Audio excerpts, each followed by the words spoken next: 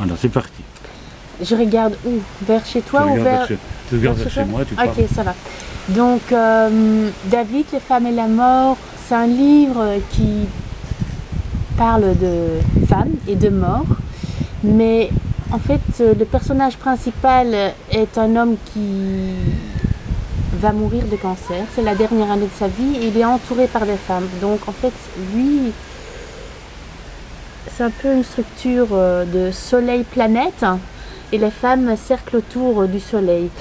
Et on voit à travers de l'histoire les réactions émotionnelles des femmes envers cette situation quand même dure et complexe de cette maladie.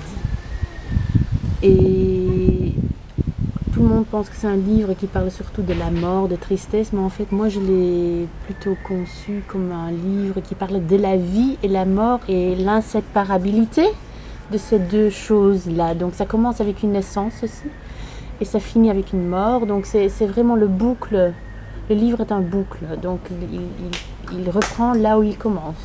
Parce que si personne meurt, il n'y a personne qui peut naître. Donc c'est vraiment un cercle. Et donc il y a le symbole du cercle revient beaucoup dans le livre. Donc dans les voyages, dans les relations, donc ces femmes qui cerclent autour du personnage principal, etc., etc. C'est un livre qui est fait en aquarelle. C'était un choix vraiment délibéré. J'ai pas choisi l'aquarelle parce que j'aimais bien faire ça. J'ai vraiment regardé le contenu de l'histoire et ce que je voulais raconter. Et je me suis dit que l'aquarelle, c'était vraiment le médium le plus adapté à la sensibilité de l'histoire, parce que c'est une histoire d'émotion très subtile. L'histoire en soi, elle n'est pas énormément complexe. C'est un homme qui meurt, il y a des gens qui réagissent.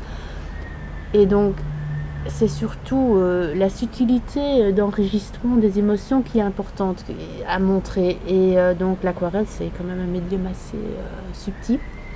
Il y a beaucoup de possibilités dedans. C'est aussi un médium, une matière transparente, ce que je trouvais très important parce qu'en fait, David, il meurt, il disparaît. Donc il devient transparent. Donc aussi dans le livre, on voit qu'il devient de plus en plus transparent. Et donc l'aquarelle, ça a des couleurs tellement intenses, qui sont tellement émotionnelles que c'est vraiment, pour moi, c'était vraiment la technique la plus adaptée à ce que je voulais raconter. C'est une technique à l'eau. Et l'eau joue aussi un rôle très très important dans le livre. Et voilà, je pense que vu le résultat,